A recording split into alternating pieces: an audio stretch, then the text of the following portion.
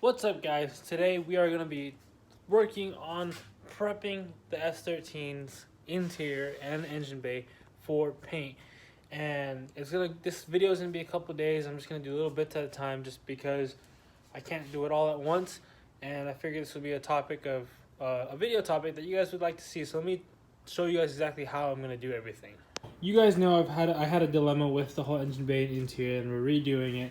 I'm going to be doing all the prep work. So as you can see, we got this half of it all primered up. It's not done yet. There's a few low spots like right there that we're going to sand smooth and then re-primer it. And we still have to do all of this side. You can see I sanded down parts over here, smoothing it out. And on top here, you can see that there's no more hard mark, and there's still a few low spots that we're going to sand down and get to. But it's just a process of sanding, primering, finding your low spots, primer again, sand it down again, keep priming it until it's as smooth as you want it. Obviously, we're not going for a perfect look, but we want to go for the best look we can possibly get. So the steps I'm taking is pretty simple. What I have already, I'm sanding it down with 150, and then once I scuff up the whole surface with a 150, then I'm actually going ahead and hitting it with the high build primer. That way, I'm using high build, that way it fills up all the little tiny scratches a lot better. After that, I'm using the 150 again to sand down smooth any of the other like really noticeable high spots. And after that, I'm just using, after each coat of primer, I'm using Scotch Brite pad to get all the little dust bits off of the paint, because if you guys paint, you guys know, you guys have experienced the little bits of dust that get stuck, and this will just clean up that surface, get it smooth and ready for the next coat. Obviously, between the scuffing it up again with the Scotch Brite pad, you want to clean up the surface, that way you're painting on a clean surface. But I'm gonna stop boring you guys with all this information and just cut to me getting to work.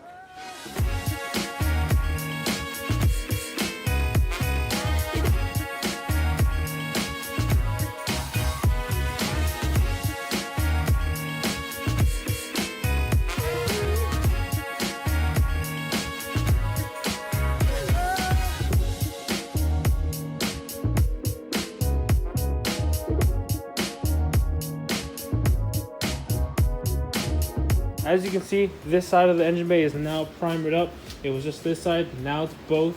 We got it sanded down pretty damn smooth, but there are still a couple of high and low spots that I'm gonna sand down and re-primer.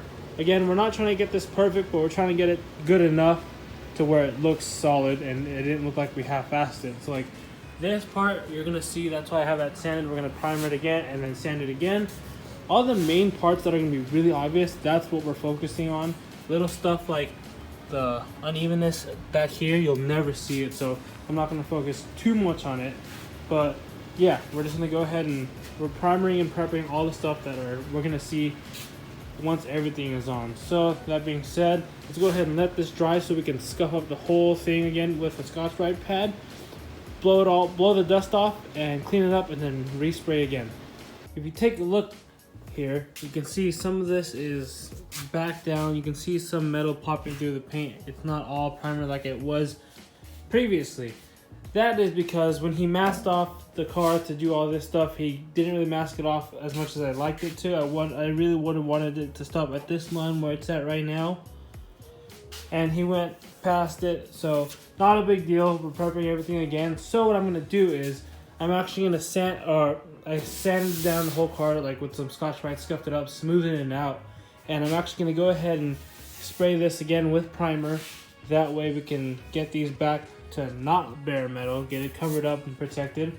Then once that's all said and done and it's all dried up, I'm gonna mask off, not the entire thing because I still need to tow it to his house, but I'm gonna mask off the edges because the edges is very important, and that's like, at least if I do the edges where I want it to be masked off, he can just go from there and I won't complain about the edge that he missed or didn't mask off properly.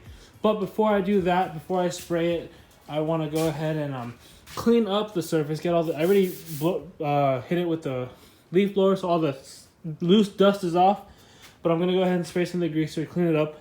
And while I'm at it, also go ahead and mask off the trunk jam and the inside of the trunk here, just so we can make sure we don't get any overspray in here. Because like I said, the trunk area is not going to be redone. It's not perfect, but it's good enough, and I don't want to redo that.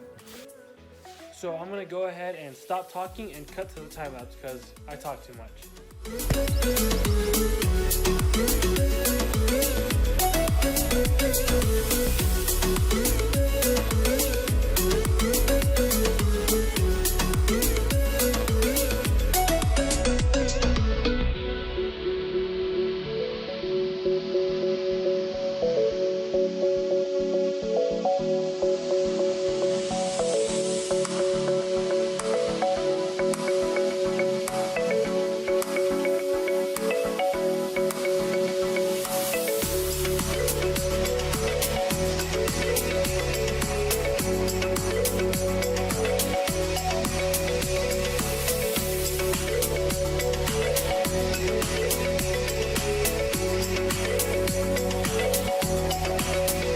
Area is all taped up. I went ahead and sprayed the corners here that were raw metal, or that I had to sand down and ended up showing metal.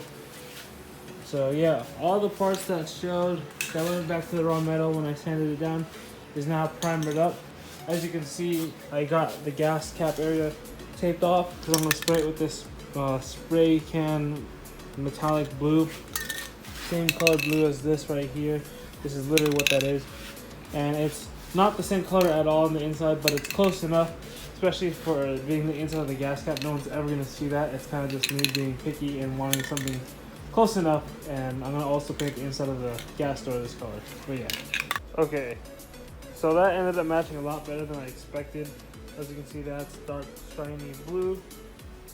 Dark shiny blue. Like, for how far apart they are, you'll never be able to tell like the actual difference. So that came out a lot better than I expected. There you go. You can see the shininess in that paint.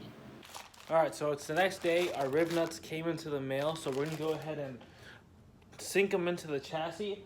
That way we can finally officially bolt on the rear seat delete and then start working on the inside. So let's go ahead and just cut to the time lapse and continue working on prepping the car.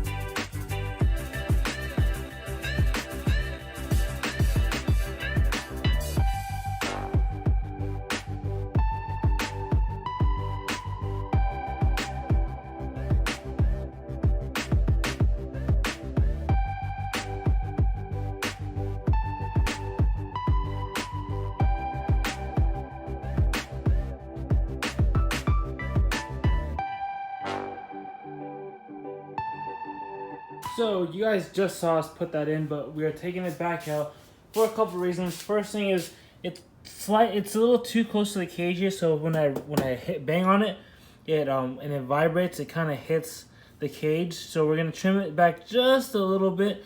That way, if it does rattle and vibrate, it doesn't bang on the cage and make a rattling noise. And we are also putting 2 more rib nuts right here. We just had it installed, so we knew exactly where to cut the holes. So let's go ahead and grind down that hole a little bit wider and sink some more rib nuts in here, then that'll be done. All completely bolted in there. We got 5 on top. 1, 2, 3, 4, 5. 3 on the bottom, or 2 on the corners there, and then 1 right there and 1 right in the middle. As you can see, grinding it down a little bit gave us just the right amount of clearance to not be touching the cage. That way when it does rattle, it's not touching the cage. You can see it was actually rubbing right there.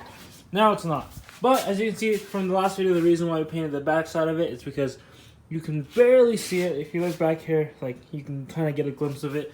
But because it's generally dark blue like the rest of it, you can't tell. So that's why we painted the back of it. Alright, now that the rear seat delete is on, we can see where we have to scuff up, and you can see I already started scuffing it up under there, and then we're just gonna get it on those upper spots. The reason why I didn't want to scuff up this back section until we got the rear seat delete is because now that the rear seat delete is covered, what's under that is already blue, and I didn't want to scuff that up if we were gonna hit this thing with paint again with that on it. I don't know if you guys can get what I'm trying to say, but now that the rear seat delete's on, we can scuff up the back. We're not gonna scuff up the little parcel shelf there because we are gonna make a little delete, not a delete plate, but like a cover plate, so it's all nice and smooth there as well. So let's go ahead and just get on to scuffing up the rear section of the interior.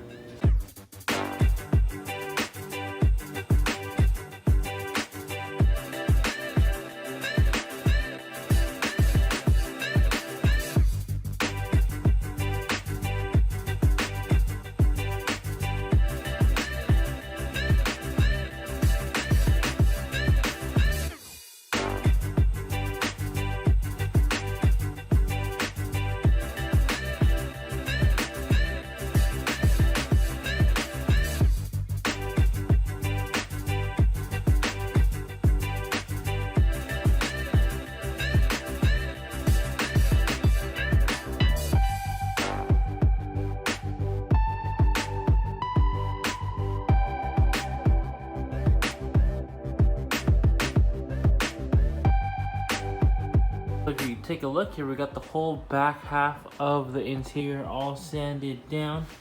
We already did the front half when we first brought it home. We also went ahead and re-scuffed up the door bars. I didn't scuff up this because it's gonna be under the dash anyway, so we should be all right. But we got the whole interior scuffed up. It's just ready to go back for paint. There's a couple spots that I'm gonna go ahead and hit it with some primer because it is back down to the raw metal.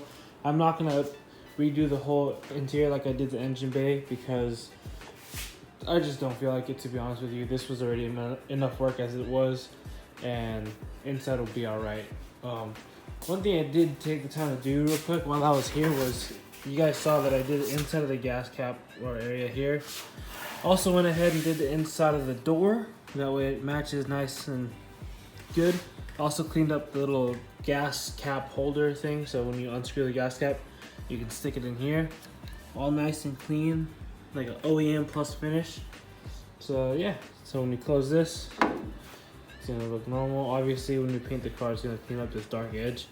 But then when you open it up, nice and blue on the inside, just like how everything's gonna be with the interior and the door jambs. So these little details that count.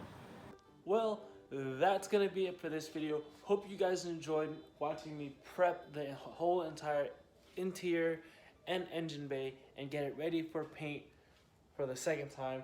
There's I'm not gonna primer the interior just because there's no need. It's already a painted surface.